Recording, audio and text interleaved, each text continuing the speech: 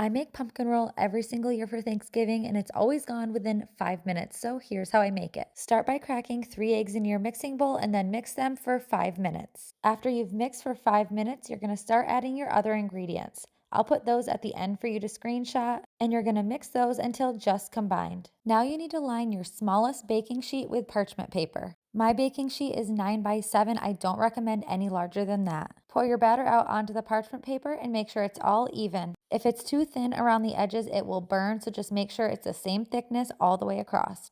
Once it's all even, you're going to bake at 375 for 15 minutes. While that bakes, you can start preparing your frosting. These ingredients and measurements will be at the end for you to screenshot as well. Now here's the most important part of all. Once the pumpkin roll comes out of the oven, immediately flip it out onto a cheesecloth. Peel the parchment paper off and then begin rolling. This will be almost too hot to the touch, which is what we want. If it cools down too much when you begin to roll, it will probably crack. When it's hot like this, it's more pliable and easy to roll and will stay in its shape better. To roll, just start at the short end, flip the cheesecloth over, and begin rolling slowly and tightly.